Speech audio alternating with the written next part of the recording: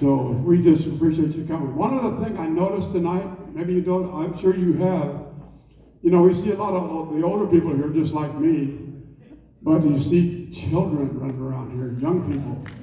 Let's give them a hand. They've been so good.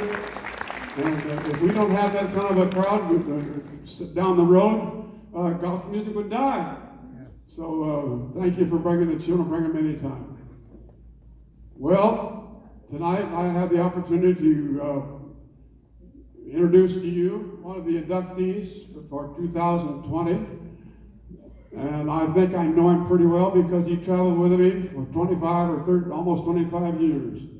And we were together in a bus for hour after hour after hour, 40 feet away from each other, and we're still friends. So, well, I better keep going because you've been very patient tonight. It's been a long service, but thank you for staying with us. So let me read what, by the way, Phil gave me 3 pages, but I condensed it down to 1, okay? Not true. He's very humble. We had to twist his arm to put down what he said. So let's go. The next individual being inducted this year is Phil Enloe. Philip Gene Enloe. He's born in February of 1945 and raised in the great city of Woodruff, Illinois, just across the river from St. Louis. My goodness. And I know that town real well because every time we went to the West Coast, we stopped with Mama and got oh my, her food was incredible. Cobbler. What? Cobbler. Yeah, cobbler. Yeah, that blueberry cobbler. Oh my goodness. We had some great times. He has 4 brothers, and they ate you out of house and home when you were there. It was great. Okay, let's continue on. And of course, it was a godly home. His father could have been the preacher because he was always in church. He was the first one there and the last one to leave. And one interesting thing about him was the fact that he was the one that always took up money in case somebody passed away in the church and they needed flowers for the funeral. And he would go stop somebody at church. They would say, "Can you help us out?" And they'd say, "Well, what?" His dad said, "You never know who's going to be next."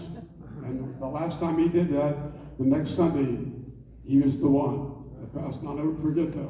And he also went around to all the neighbors because he knew something was wrong, and he asked for forgiveness if anybody did anything. And so, what a godly man. How many people would do that, huh? Okay, I'm sorry, keep on moving. After receiving a scholarship at Southern Illinois University, he also furthered his education at Akron, Ohio, and Akron University in Ohio. Bill enjoyed gaining experience through traveling and singing with many ministries over his musical career, starting when he was still in high school with the Royal Sons Quartet. I remember that. He then went to sing with groups such as the Marks Quartet, and he traveled all the way to the West Coast, I believe to Washington State, right? And you joined the Marks Quartet for some time. Then you went with the famous Blackwood Brothers, the Junior Blackwood Brothers, and then with that group that I think you've heard about, the Couriers. He was with us for about 2 or 3 years back in the 60s, and it was such a blessing to our group. But he decided he wanted to go on his own, and so he went into the evangelistic work with a Methodist minister. He had not planned to be a pastor of a church, or he just wanted to be a singing evangelist. But what happened was that one day the Methodist preacher got very sick, the evangelist, and he could not continue on. And so he says to Phil, we got to honor these dates. You've got to do it. Phil says, "I'm not a preacher." And he said, "That's all right. So you do your best." And so in his motorhome, he would put scriptures up on the dashboard, and you don't want to go down the road when Phil was on the road because he was looking at all those scriptures.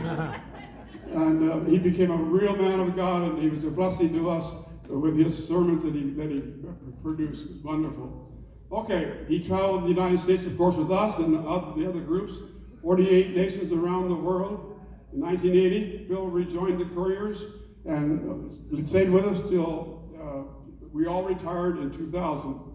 Phil and his lovely wife Jan, then moved to Florida. They abandoned us, went to Florida. Thanks a lot. And continued their ministry there in 2009. He founded a church called Harvest Chapel in Venice, Florida. Ever heard of that? If you're in Florida for your vacation, always stop by and see the Harvest Chapel. Amen. During his career, Phil has penned 60 published songs, has been part of our 30 recorded albums, and authored 2 books. Phil states that every mile traveled was worth the soul saved, and the countless treasures friends made along the way. His brother Neil is his hero.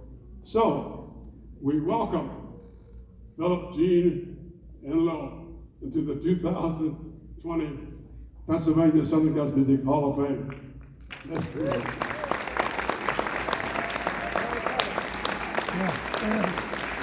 He was always at the buzzer. I could tell you so many stories about this guy. Full of energy. A good man of God.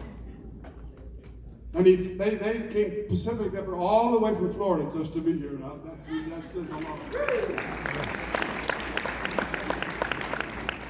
We've got a few pictures together, I guess. Now keep your remarks short, okay?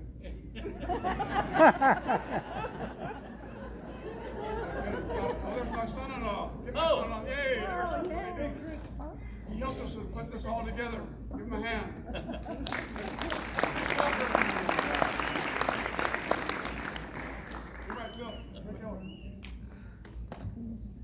I've never cared for tall people that much. And I learned years ago that when the picture is being taken, just before it snapped, you go. This is an unexpected honor, and awkward for me because all the glory belongs to the Lord. Amen. We live in Florida, but let me tell you, our hearts are with the people we met in Pennsylvania. We love you so much, and you've made an impression upon our heart. And yes, the invitation is open. When you come to Florida, please come to Venice and visit us. We'd love to have you there. It is amazing to me that God can take an ordinary person, give them some kind of a gift, and anoint that gift, and impart it to so many people. It amazes me that he receives all the glory and the honor. And we represent him not only in song, but in word, but at Walmart, at CVS, wherever we go eat, people are watching. I learned something years ago. I learned a lot. This guy here. He's my buddy. And what a great example. I've watched him minister, and I've taken notes on his sermons and some of the things he did in the bus. One of the things he said was that I'll never forget should be on his tombstone one day. Every evening, so he'd go to the bus closet, and he had 2 suits hanging there. He'd say, "Oh God, what suit would you have me wear this evening?" Then he'd say, "One more time with feeling." And it's amazing how the Lord would anoint everything that's done. And I'm telling you, God can use you. I learned this as we travel with Dwayne and Neil, that if the people at the table are not talking, they're listening. They'll listen to what you say. They'll notice that you pray for your food, and you can make a difference everywhere you go. So thank you so much for this great honor. I appreciate it, and may God rest his presence upon you as you witness for him everywhere you go. God bless you.